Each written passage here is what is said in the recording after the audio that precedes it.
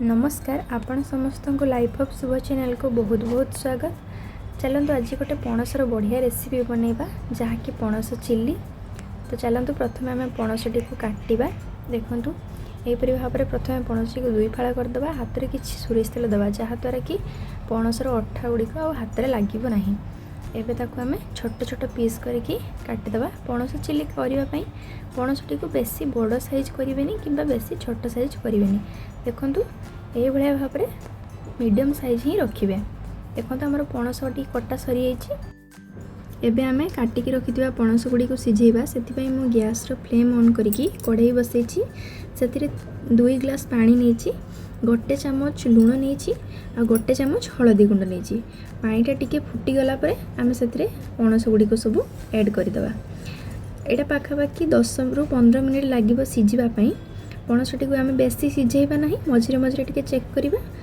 पणस सिझेला बेले तार अठा गुड़िक साधारणतः कड़ाई लगी जाए से मुझे गोटे चामच सोरिष तेल नहीं जहाँद्वारा कि तार अठा गुड़िक कड़ाई लगे ना। देखंतु पणसटी को मो चामच साहाय्य काटिकी देखौछि। आमर पणसटा परफेक्ट सिझी जाइछि। आठु अधिक आमे सिझेबा नाही। आकु आमे आगो खोली दबा, तापर ताको किछि समय ठंडा होबा पई छाड़ी दबा। एबे आमे पणस पकोड़ा प्रस्तुत करिया पई अल्प किछि लूण नबा। जेहेतु आमर सिझेला बेले मध्य लूण नहीं तो लूण देखिकी नेबे। गोटे चामच लंका गुंड आपण स्वाद अनुसार नहीं पारिबे जेतिकी राग दरकार। तापर एठी नेछि मो गोटे चामच जीरा गुंड, गोटे चामच अदा रसुण रो पेस्ट। आकु आमे टिके भल भाव में एबे गोळेई नबा।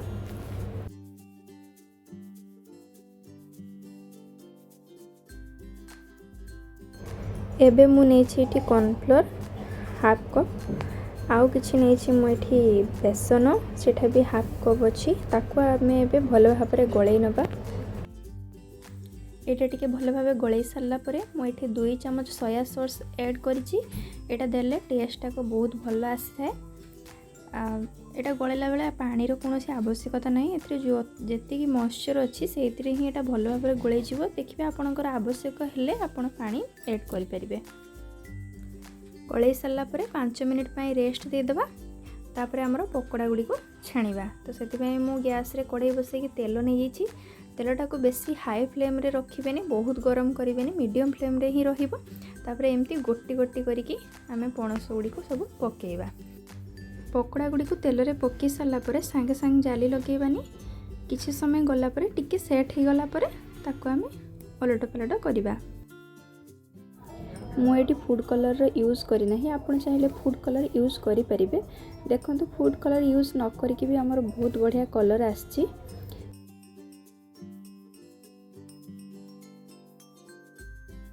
एही भली भाव रे आमे सब पकोड़ा गुडी को छाणी नबा। मोर एटी सब पकोड़ा छाणीबा कंप्लीट हो जाइछि। एबे जिबा आमे नेक्स्ट प्रोसेस को। एबे आमे चिली प्रस्तुत करिबा पई मु एटी 2टी बड़ साइज रो कैप्सिकम को नेइछि। एमती ताकू क्यूब साइज करिके छोट छोट करिके काटी नबा। तापरे मु एठी नेइछि 3 रु 4टी पियाज, ताकू मध्य सेमिति छोट छोट करिके क्यूब साइज करिके ता पाखुडा गुडी को एमती सब गोटी गोटी करिके खोली नबा। एठी मु किछि अदा और रसुण को छोट छोट करिके काटी नेछि, आ किछि धनिया पत्र को मध्य काटिकी नेछि। एबे आमे चिली प्रस्तुत करिबा। सेति पई मु एठी 2 चामच तेल नेछि। काटिकी रखिथिया अदा और रसुण को पकेइबा। आ मु एठी किछि पियाज मध्य सेमति छोट छोट करिके काटिकी नेछि, ताको मध्य टिके तेल रे भाजिबा। रसुण और अदा रो कंचा वासनाटा जीवा पर्यंत भाजिबा। गैस रो फ्लेम को हाई रे रखिबा। कलर चेंज होबा कोनोसी आवश्यक नाही। तापर हमर काटिकी रखिथिबा कैप्सिकम आ पियाज को नै जाइछि। मैं एबे हाफ टी स्पून रो लूण नै जाइछि, जहाँद्वारा कि हमर पियाज और कैप्सिकमटा जल्दी टिके सॉफ्ट हो जिवो। तापर आमे एठी एबे सॉस पकेइबा। सॉस रे मु नैछि एठी टमाटो सॉस, आउ किछि नैछि चिल्ली सॉस, ग्रीन चिल्ली सॉसटा नैछि, आउ किछि नैछि सोया सॉस। एबे मु एठी गोटे चामच रो गोलमरीच गुंड नै जाइछि।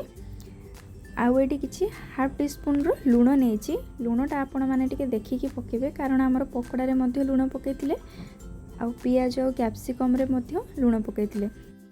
एबे ई सॉस को टिके भल भाव में गोळेई नबा। गोळेई सारला परे हमर पियाज आउ कैप्सिकम जो भाजी थिले सेटा टिके सॉफ्ट हो गलानी। एबे सेइथिरे आमे ऐड करि देबा। गैस फ्लेम को ये लो करदे नहले आमर सॉस गुड़िक सब कड़ाई लगिज। सॉस को पकई सारापर ये 1 मिनिट पाखापाखि आम टे भाजवा। भाजी सारापर मुझे हाफ कप पाखापाखि पानी ऐड करिछि। मोर ग्रेवी दरकार था से पानी ऐड करछि। आपण चाहिए स्किप करें।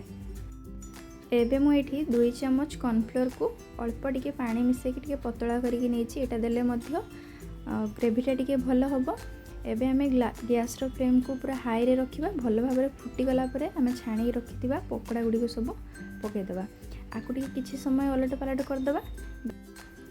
आपको टिके भल भाव गोलई देलापर मुझे किसी खसा भाजिकी रखी ताकू नहीं नेले टिके भल टेस्ट आसीबो। तापर मुझे काटिकी रखि धनिया पत्र को ऐड करदेली। आपको 1 मिनिट पाखापाखि आउ टिके अलट पलट करदे भल भाव गोलईदे। तापर आमर प्रस्तुत हो गला पणस चिली। आपण मैंने एमती थरे घरे बनैकी खातु।